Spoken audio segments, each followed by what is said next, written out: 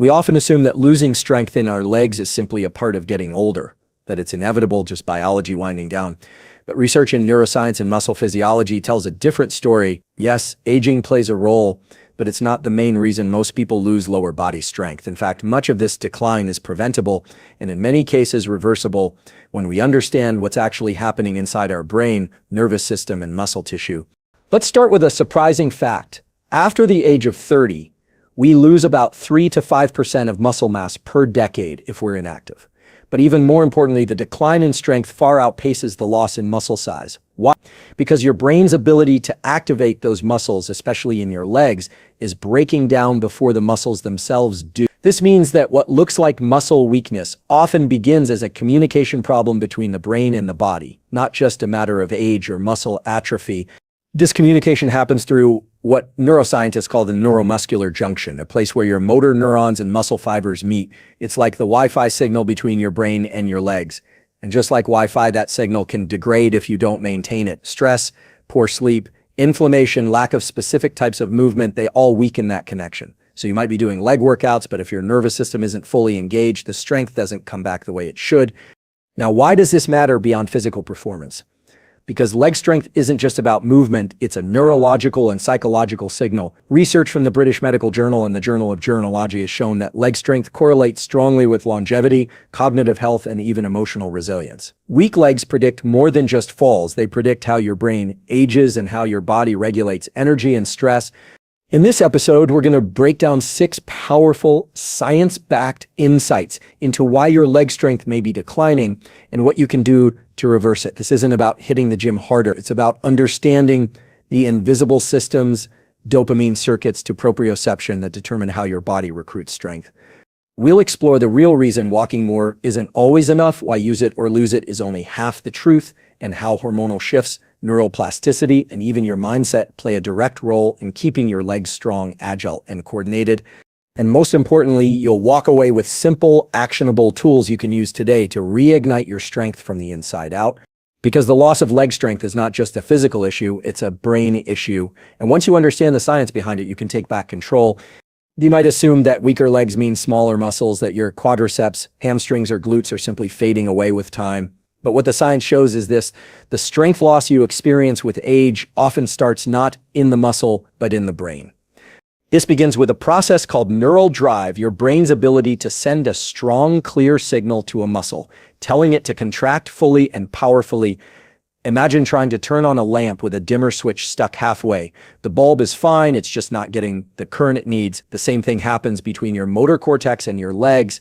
In studies using electromyography (EMG), researchers have found that older adults often retain more muscle mass than we expect, but are activating far less of it. One 2012 study published in the Journal of Applied Physiology found that reductions in neural drive were responsible for nearly 50% of age-related strength loss, especially in large lower body muscles like the quads and glutes. So what's happening inside your nervous system? A critical part of the answer lies at the neuromuscular junction, the synapse where a motor neuron connects to a muscle fiber. Think of it as the brain's final handshake with your body before movement happens. Over time, if you're not challenging your body in dynamic, weight-bearing, or neurologically engaging ways, this junction degrades, it becomes less responsive, less efficient, and in some cases, the brain stops seeing the muscle altogether. This is compounded by a reduction in motor unit recruitment. A motor unit is one neuron plus all the muscle fibers it activates for powerful movements like standing quickly, climbing stairs, or stabilizing during a fall. Your brain must recruit multiple motor units rapidly and in sync. But with age and inactivity, the brain loses its ability to do this with precision. The result? A slower reaction time, reduced force production, and an increased risk of injury. Have you ever noticed that getting out of a chair feels slower than it used to, even though you're not significantly heavier or more out of shape? That lag isn't just physical, it's neurological. Your brain is hesitating, searching for the right signal pathway to engage the movement. But here's the good news. Neural connections are trainable. What's happening in your brain when you begin retraining this system is called neuroplasticity, the brain's ability to rewire and strengthen connections with use. And when you apply this principle with intention, your strength doesn't just stabilize, it can come back, often dramatically. A simple tool to apply is explosive intent training. This doesn't mean doing dangerous high-impact moves. It means focusing on movements, even bodyweight squats or leg presses, with the intent to move quickly during the effort phase. For example, when rising from a squat, drive upward with controlled speed and full mental focus. Studies from the European Journal of Applied Physiology show that this mental focus on speed increases neural activation significantly, even if the movement speed remains moderate. Another strategy, unilateral training. Working one leg at a time. This forces your brain to isolate and fully engage that side, strengthening the brain-muscle connection. Exercises like step-ups, single-leg glute bridges, or Bulgarian split squats demand more cortical involvement, meaning your brain has to think and coordinate more deeply to execute. And don't overlook the value of mindful movement. The act of consciously focusing on how your legs move through space, how your feet strike the ground, how your knees align, how your glutes contract, heightens proprioception and reinforces those fading neural maps. Think of it as upgrading the brain's GPS for your lower body. Here's a reflective question. When was the last time you really paid attention to how your legs felt during movement? Not just how tired they were, but how connected they were to your intention? Rebuilding leg strength begins with this connection, because without a strong signal from the brain, the strongest muscles in the world can't deliver. But with consistent, focused, and neurologically informed training, the brain begins to adapt quickly. New neurons fire, synapses strengthen, strength returns. This isn't about turning back the clock. It's about understanding that the real key to strength is not just muscle, it's the mind-body signal that drives it. If you've been walking daily, doing yoga, or even hitting the gym regularly, and still feel like your leg strength isn't improving, you're not alone. The issue may not be whether you're moving, but how you're moving. Because when it comes to maintaining lower body power, not all movement is created equal. Your muscles are made up of two primary types of fibers, slow twitch and fast twitch. Slow twitch fibers, type 1, are built for endurance. They fire slowly, resist fatigue, and are engaged during long walks, casual cycling, or standing for extended periods. They're essential, but they don't generate much force. Fast twitch fibers, type 2, on the other hand, are the engines of strength, speed, and quick reactions. They contract rapidly and forcefully. These are the fibers that help you sprint, jump, climb stairs, catch yourself from a fall, or even just get out of a chair quickly. And they're the first to go when we age or become sedentary.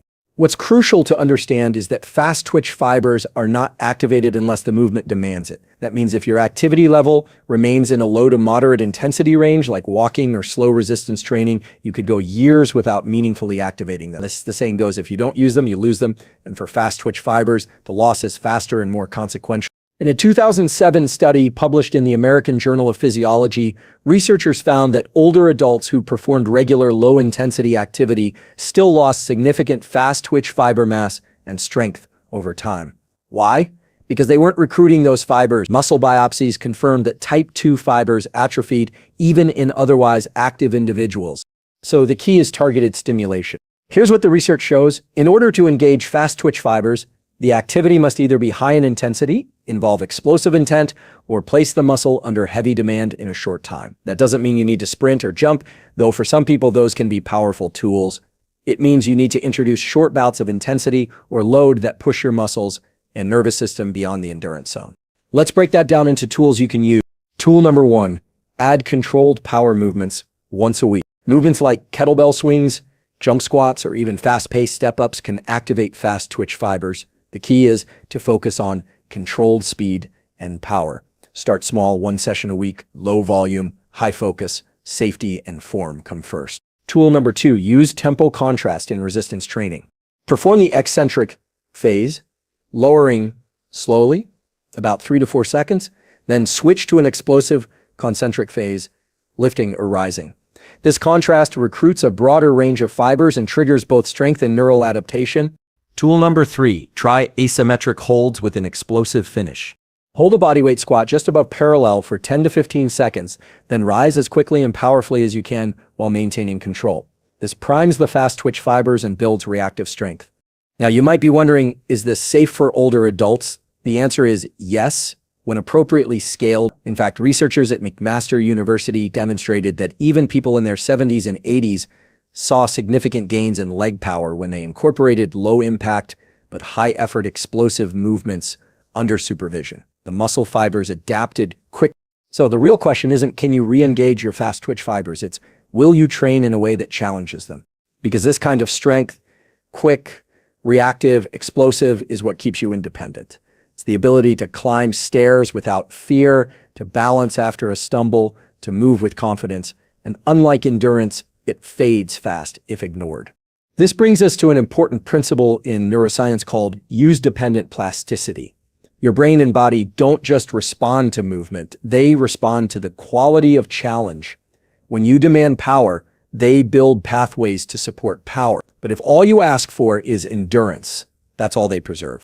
Now, if this insight is helpful and you're finding real value in understanding the science behind strength, consider subscribing to this channel. We dive deep into the neuroscience of performance, longevity, and emotional health, and every week we bring you practical tools that you can implement immediately. The truth is, muscle isn't just for looking strong, it's for staying capable. And when it comes to leg strength, fast twitch fibers are your hidden reserve. They're your quick reflexes, your bounce, your ability to recover and adapt. And they're still there even if they've been quiet for a while. You just have to wake them up. You might be doing the right exercises, eating well, and even pushing yourself, yet still wondering, why aren't my legs responding the way they used to? Why is the progress so slow or even reversing? The answer could be hidden in something that often goes unnoticed: chronic, low-grade inflammation. Inflammation isn't just about visible swelling or pain.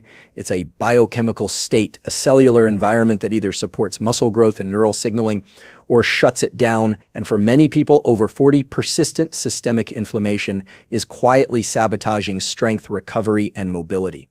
Let's talk about what's really happening. Every time you train your legs, especially with resistance or explosive intent, you create micro tears in the muscle. This is a healthy process. Your body then launches a brief, localized inflammatory response, sends repair cells like satellite cells, and rebuilds the muscle stronger than before. This is how we adapt. But here's where things get tricky. When your body is already burdened with background inflammation caused by poor sleep, chronic stress, excess sugar, processed oils, or even hidden gut issues, the repair signals don't work as well. The muscle-building response becomes blunt, the brain's ability to communicate clearly with your legs disrupted, and over time, the results of your hard work minimal. In a 2015 study published in the Journal of Gerontology, researchers found that elevated markers of inflammation, specifically interleukin-6, IL-6, and C-reactive protein, CRP, were strongly associated with reduced grip strength, slower gait, and lower leg power in older adults. Importantly, these correlations held even when accounting for age and physical activity. Inflammation was the differentiator. Here's what's happening in your brain when inflammation is high. Neuroinflammation affects the motor cortex, the region responsible for planning and executing movement. It also impacts dopamine pathways, reducing motivation and drive. This double hit makes you not only feel physically weaker, but also less mentally inclined to train or move with intention. It's not just laziness, it's neurobiology. Think of it this way. Imagine trying to build a house during a storm. The tools are there, the workers are ready, but the conditions just aren't conducive. That's what training in a chronically inflamed state feels like. Effort with minimal reward. But here's the empowering truth. Inflammation is modifiable, and often just a few consistent shifts in behavior can change the internal chemistry dramatically. Here are tools based on what the research shows. Tool number 1, prioritize deep sleep, especially slow-wave sleep. During deep sleep, your brain flushes out inflammatory waste via the glymphatic system, and your muscles receive the highest secretion of growth hormone, critical for repair. One powerful habit is to get sunlight within 30 to 60 minutes of waking. This anchors your circadian rhythm and leads to deeper, more restorative sleep at night. Tool number 2, reduce omega-6 load and balance with omega-3. Most modern diets are high in omega-6 fatty acids, especially from seed oils, which drive inflammation when unchecked. Increase fatty fish, like salmon, mackerel, flaxseed, and walnuts, or consider a high-quality fish oil supplement. A 2020 meta-analysis in Nutrients found that omega-3s reduced markers of muscle inflammation and improved recovery in older adults. Tool number 3, use movement to drive anti-inflammatory cytokines. Not all exercise is equal when it comes to inflammation. Gentle, rhythmical leg movements like cycling or brisk walking for just 20-30 minutes can elevate IL-10, an anti-inflammatory cytokine. Pairing this with resistance work creates a dual effect: muscle stimulation plus immune regulation. Tool number 4, calm the nervous system daily. Chronic inflammation is fueled by a constantly on sympathetic nervous system, your fight or flight mode. Practices like slow nasal breathing, Try 5 seconds in, 5 seconds out for 5 minutes. Meditation or even short nature walks help shift the body into parasympathetic recovery mode, lowering cortisol and inflammatory markers. You may not feel inflammation like you feel soreness, but you'll notice its effects in small ways: slower recovery, mental fatigue, mood changes, reduced strength, even disrupted sleep. These are all signs that your internal environment needs recalibration. Here's a reflective question. When was the last time you focused not just on what you do to build strength, but on what's happening inside your body between those efforts? Because true strength isn't just about output, it's about the environment you create for your body to grow. And that's where inflammation holds either the key to progress or the silent chain that keeps you stuck. The good news, you can change that environment, and when you do, the results of your training begin to show up again: faster recovery, better energy, and strength that actually feels real and reliable. You're not broken. Your body's just waiting for the conditions to shift. Think back to a time when you were walking on a trail, stepping over uneven ground, or balancing on one leg to tie your shoe. In those moments, without you realizing it, your brain was firing dozens of micro adjustments, activating stabilizer muscles, recalibrating posture, predicting your next step, all in fractions of a second. What's remarkable is that those moments of balance and instability are not just coordination exercises. They're powerful, underutilized tools for building and preserving leg strength. Here's why. When you train balance, your brain and body are forced to co-activate multiple muscle groups simultaneously. Your glutes, quads, hamstrings, calves, and especially your deep stabilizers all fire in unison to prevent you from falling. This creates a high neural demand, which strengthens not just the muscles, but the communication channels between your brain and body. From a neuroscience perspective, this is called proprioceptive feedback, your body's ability to sense its position in space. And the richer this feedback loop, the stronger and more reactive your lower body becomes. Now, here's the problem. As we age, we stop challenging balance. We walk on flat surfaces, wear cushioned shoes, avoid instability, and as a result, we gradually dull that feedback loop. The stabilizer muscles weaken, the brain becomes less precise in its signals, and strength, especially dynamic strength, begins to erode. In a 2012 study published in the Journal of Strength and Conditioning Research, older adults who engaged in balance-based strength training not only improved their postural control, they also saw significant increases in leg strength compared to traditional strength training alone, because balance training activates more motor units.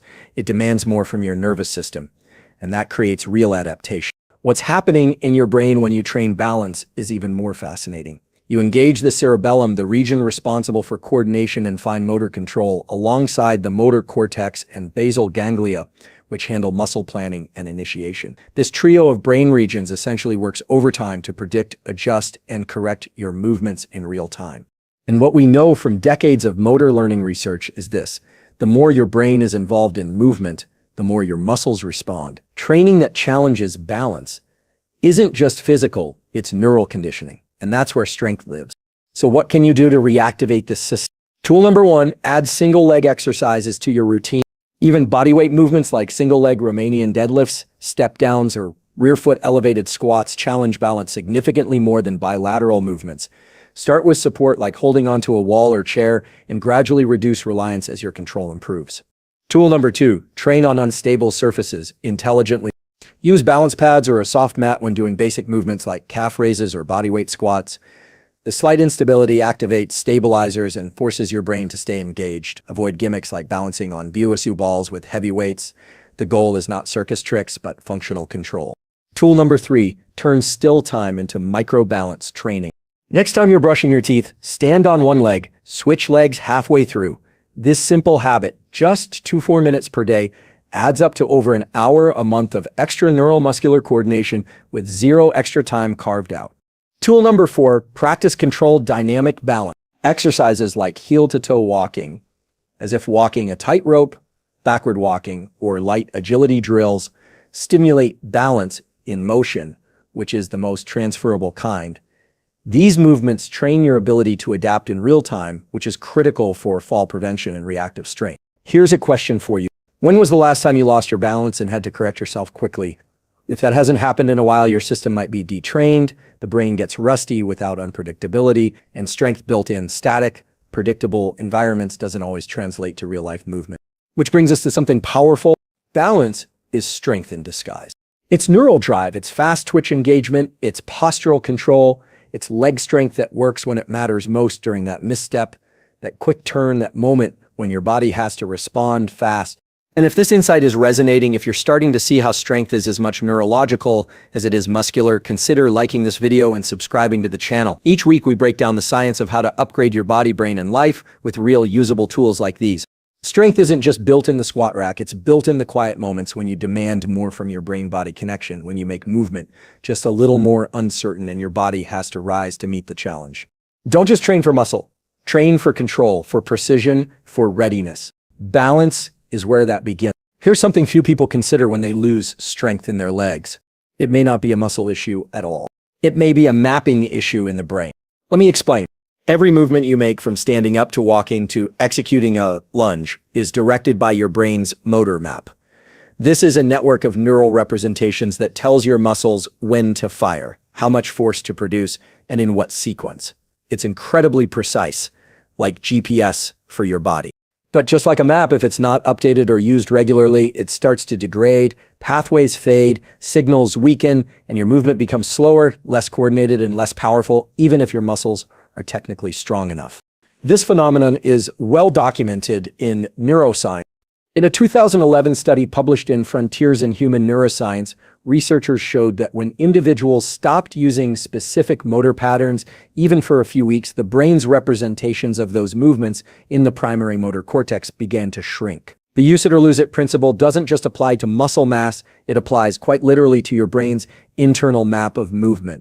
So when you're not regularly challenging your lower body with varied intentional movement, the motor map for those actions begins to blur. The consequence, your muscles don't receive clear instructions. This is what makes you feel uncoordinated or unstable, even when strength training is part of your life. Let's ground this with a real-world analogy.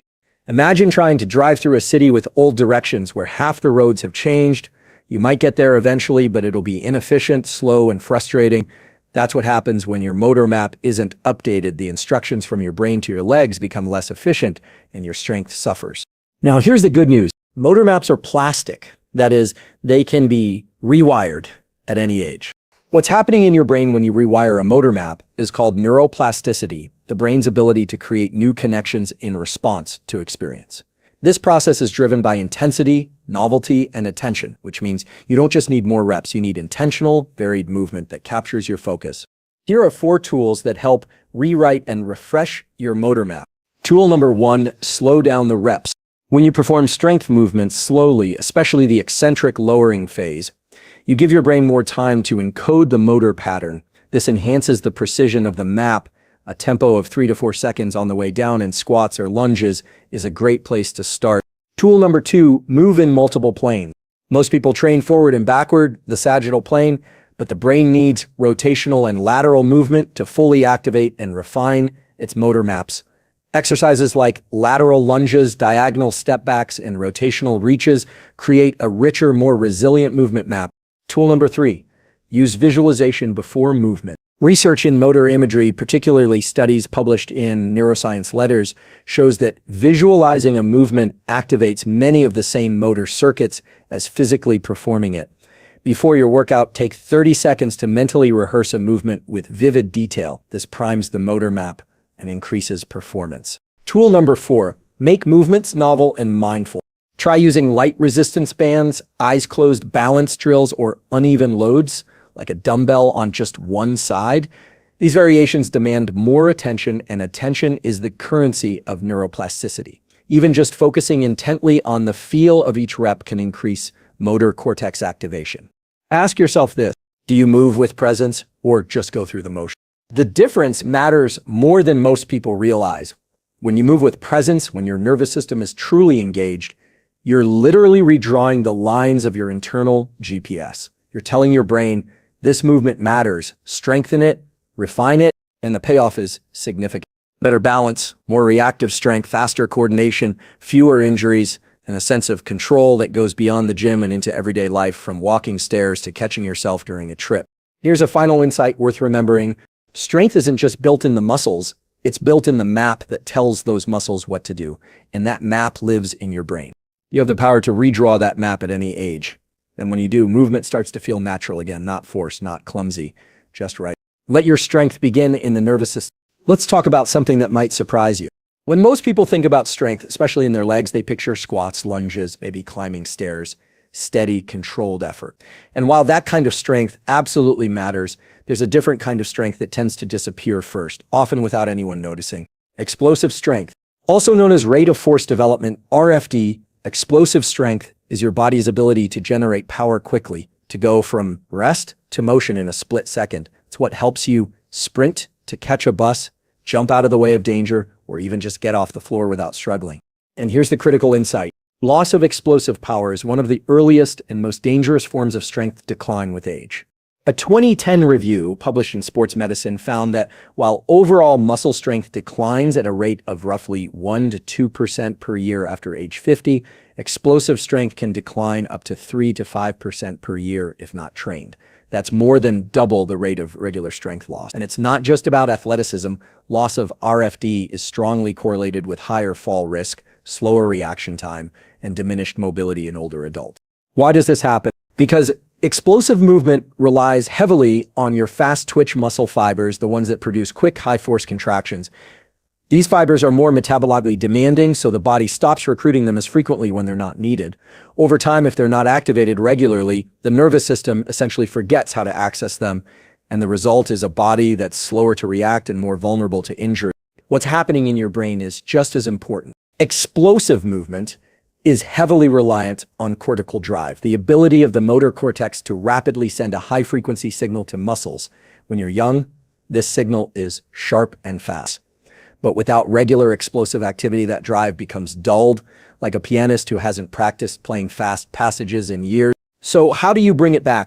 You don't need to start jumping on boxes or sprinting full speed. In fact, doing so too soon can backfire.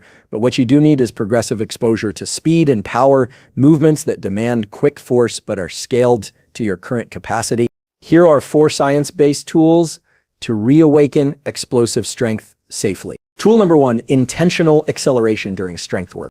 Even in traditional strength exercises like squats or step-ups, focus on moving the weight as fast as possible on the concentric lifting phase while still maintaining control. This velocity-based training approach has been shown to activate more motor units and improve rate of force development without adding extra load.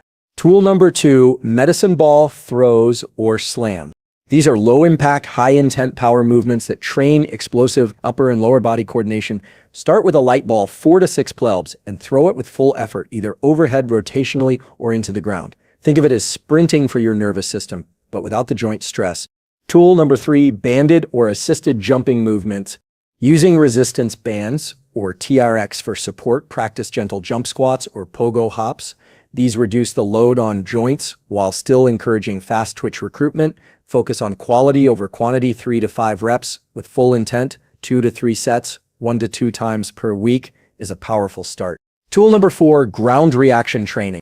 Exercises like fast step-ups, skipping drills, or short hill sprints, 8 to 10 seconds help reintroduce speed with a safe movement arc. The key is brief, powerful bursts, not exhaustion. Think activation, not punishment. Here's a question to reflect on. When was the last time you moved fast with full body intent? If you can't remember, it's likely your fast twitch fibers are asleep, but the good news is they're not gone, they're dormant, and you can wake them up. The empowering reality is this. Explosive strength is trainable well into your 60s, 70s, and beyond, and regaining it can drastically improve functional ability, mental sharpness, and confidence in your body. It doesn't just help you perform better, it helps you feel younger, more agile, and more alive. And remember, it's not about becoming an athlete. It's about retaining the ability to respond, to move quickly when life demands it, to catch yourself, to leap back from danger, to sprint towards something that matters. If this part of the video lit a fire in you, if you're starting to realize strength is more than just lifting heavy, consider hitting that like button and subscribing. There's more science-backed, life-elevating content coming every week. Tools to help you feel strong, not just in body, but in brain and behavior too. You're not too old to move explosively, you're just not training for it yet. Now you know how. Let's take a moment to pull all these pieces together. We started by uncovering a surprising truth. Losing strength in your legs isn't simply about getting older or losing muscle mass. It's a multifaceted process, one deeply tied to your brain's wiring, your nervous system's control, and the quality of your movement habits. You learned how chronic inactivity and sedentary behavior lead to profound neural and muscular changes, not just muscle shrinkage, but loss of the neurological signals that tell those muscles how to fire. We explored the crucial role of motor maps in your brain, the GPS guiding every step, squat, and balance movement, and how these maps fade without intentional mindful movement. We saw that refreshing these maps through slow, varied, and attentive movement is essential to reclaiming fluidity and strength. We also dug into the hidden decline of explosive strength, that vital capacity to generate quick power which fades faster than raw strength, but can be reignited with focus training on speed and intent. Throughout this, a common thread emerged. Strength isn't just built in your muscles, it's built in your brain and nervous system. The tools we discussed, from walking mindfully to slowing down your reps, from varied movement patterns to adding gentle explosive actions, aren't complicated. They're practical, evidence-based, and accessible at any age or fitness level. Why does this matter? Because regaining leg strength isn't just about being able to lift more weight or climb stairs easier. It's about regaining control over your body and your life. Strong legs mean better balance, fewer falls, more confidence in daily activities, and a profound sense of autonomy. What you do today changes not only your muscles, but rewires your brain for better movement tomorrow. Here's a challenge I want to leave you with. Choose one tool from this speech. Maybe it's slowing your squats down, or practicing lateral lunges, or adding a few medicine ball throws. Commit to it for the next week. Watch how your body responds. Notice your brain engaging in a new way. Feel that subtle shift in control. Science shows that small, consistent changes trigger powerful neuroplastic rewiring. Your body and brain are ready for it. If this video helped clarify why your legs feel weaker and gave you practical ways forward, I encourage you to like, comment, and subscribe. Join a community of people committed to using science and behavior to reclaim their strength and vitality. Remember, it's not just age, it's the choices you make every day about how you move and engage your nervous system. Your legs are your foundation. Treat them with the respect of intentional movement and brain-powered training. That foundation will support everything else in your life: your health, your independence, your joy. Thank you for trusting me to share this science with you. Here's to stronger legs, sharper minds, and better living. Starting now.